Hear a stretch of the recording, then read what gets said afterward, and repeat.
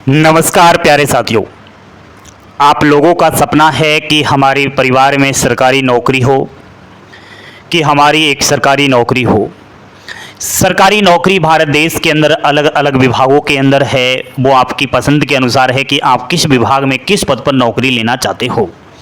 मैंने देखा काफ़ी सारे बच्चे जो हमारे साथ जुड़े हुए हैं इस अभिषेक क्लासेस यूट्यूब चैनल के साथ, वो ज़्यादातर ये भी कहते रहते हैं कि सर हमें रेलवे में नौकरी करना है। और रेलवे में काफ़ी सारे अलग अलग पदों पर भर्तियां हैं। आप सबको पता है ग्रुप डी से लेकर स्टेशन मास्टर तक की नौकरियां हैं। इसमें से एक और पद है रेलवे टीटी का। तो काफ़ी सारे युवक और युवतियां रेलवे में टीटी बनना चाहते हैं। क्यों?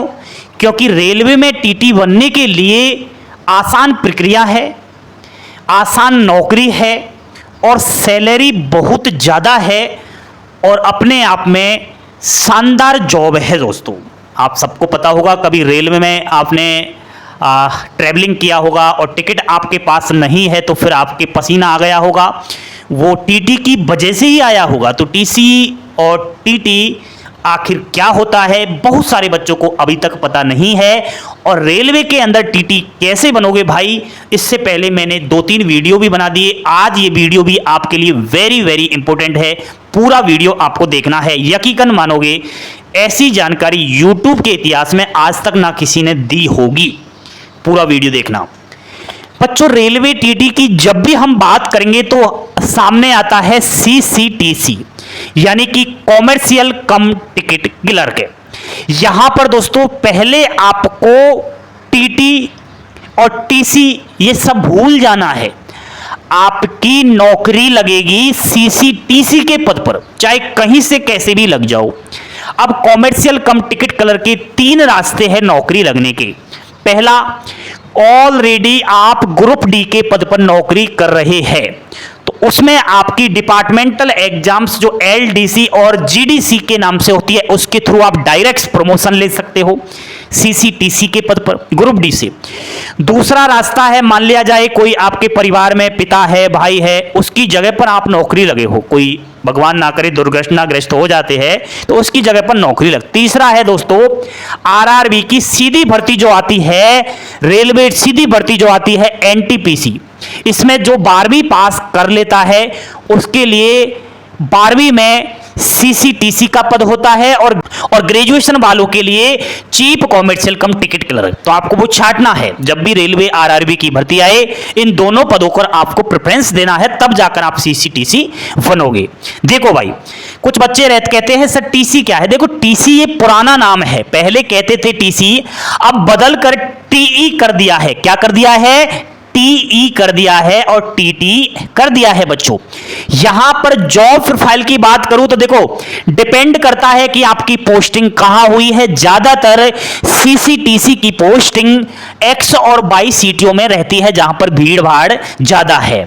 साथियों, सीसीटीसी में आपको सबसे पहले मैं बता रहा हूं टीई के बारे में।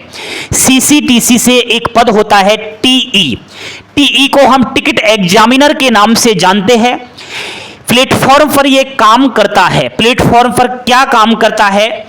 यात्रियों के टिकटों की जांच करता है। प्लेटफॉर्म पर कभी खड़ा हुआ मिला है तो वो टीई है।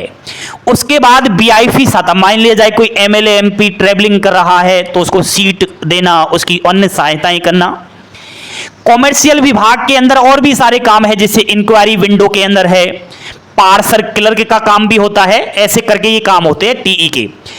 टीटीई ट्रैवलिंग टिकट एग्जामिनर, यहां पर इसका काम होता है ट्रेन के अंदर टिकटों की जांच करना। इसके अलावा जो यात्री है उनकी सहायता करना, जैसे कि ट्रेन में भाई साहब आप बाथरूम गए, बाथरूम में पानी नहीं है, लाइट नहीं है डिब्बे के अंदर, एसी नहीं चल रहा, पंखा नहीं चल रहा, मोबाइल स्विच ऑफ हो गया, चार्जर का स्विच बंद है, तो वो आप सारी जो भी आपकी समस्याएं हैं उनको आप टीटीई से अवगत करवाओगे। टीटी आगे उसको फॉरवर्ड करेगा। मान लिया जाए कोई आपको परेशानी आ गई, कोई आपसे लड़ाई कर रहा है, आप एफआईआर दर्ज करवा रहे हो, तो एफआईआर कोई ट्रेन के अंदर तो स्टेशन है नहीं आरपीएफ का, लेकिन आप आपका टीटी को एफआईआर दर्ज करवानी है। टीटी जहां उतरेगा वहां स्टेशन पर जो भी आरपीएफ थाना है वहां पर रिपोर्ट आपकी दर्ज करवा देगा। ये काम होते हैं। बाकी वेटिंग लिस्ट वालों को जो है बर्थ मिलने पर सीट बुक कर, मान लिया जाए आप किसी सिटी से चले, आपकी वेटिंग है, आपको टिकट नहीं मिली, आप खड़े खड़े जा रहे हो, बीच रास्ते में आपकी जो है टिकट कंफर्म हो गई, तो वो आपको टीटी बताएगा कि हाँ आपकी टिकट कंफर्म हो गई और उस जगह पर उस डिब्बे में आपकी टिकट, आपकी जो है सीट है। ये सारे काम जो है टीटी के रहते हैं। आज तो आपको समझ में आ गया होगा टी क्या होता है और टीटी क्या होता है। बहुत सारे बच्चे कहते हैं सर स्टेशन पर रहता है वो कौन होता है, ट्रेन के अंदर होता है वो कौन होता है, तो समझा। अब ये बात करने के साथ साथ प्रमोशन भी हम करवाएंगे आपका।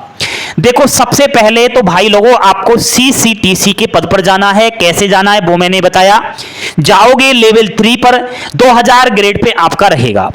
उसके बाद आपका फर्स्ट प्रमोशन होता है सीनियर सीसीटीसी के पद पर लगभग 3 साल बाद, ठीक है, आपका 2800 ग्रेड पे हो जाएगा, लेवल 5 में आप चले जाओगे। नेक्स्ट थर्ड प्रमोशन होगा हेड टीसी के पद पर, जो लेवल 6 में जाओगे 4200 ग्रेड पे हो जाएगी। 4 साल इसके लिए लग जाते हैं प्रमोशन।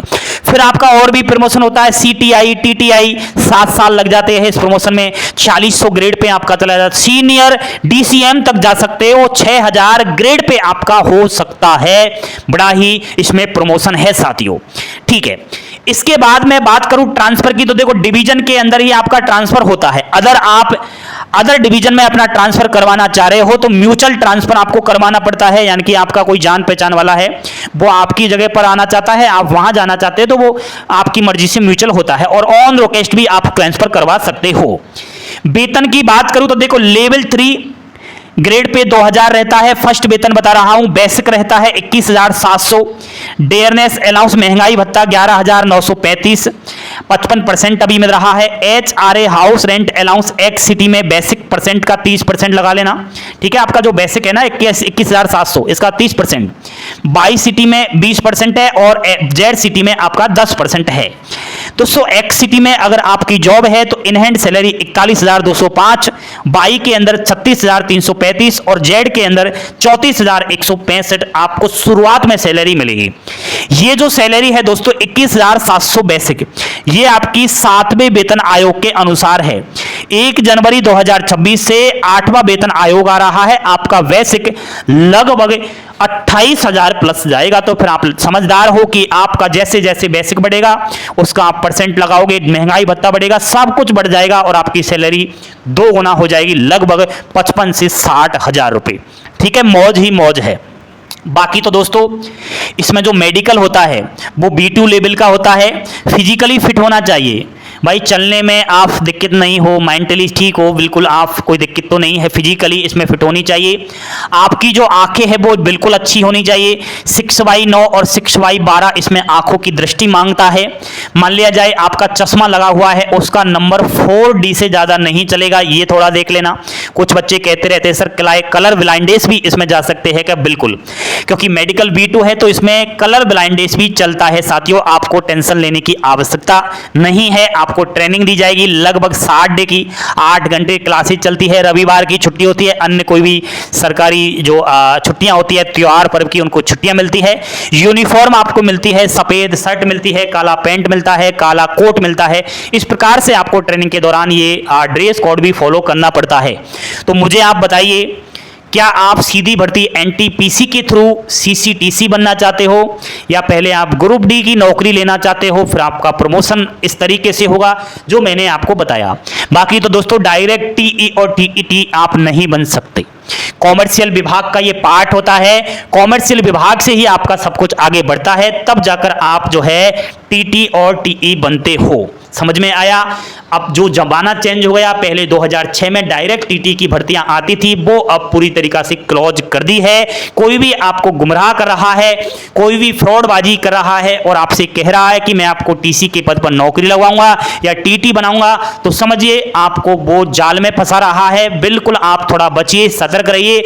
आजकल बहुत ज्यादा फ्रॉडबाजी हो रही है, लगातार खबरें आ रही है कि रेलवे में दलालों ने पैसे मांगे और पैसे लेकर के कहा कि हम आपको टीटी बनाएंगे, वो पैसे लेकर भाग जाते हैं। तो इस प्रकार से आपको नेगेटिविटी से बचना है। जो रास्ता था, जिस रास्ते के जरिए आप रेलवे में टीटी बनोगे वो रास्ता मैंने क्लियरली आपको बताया।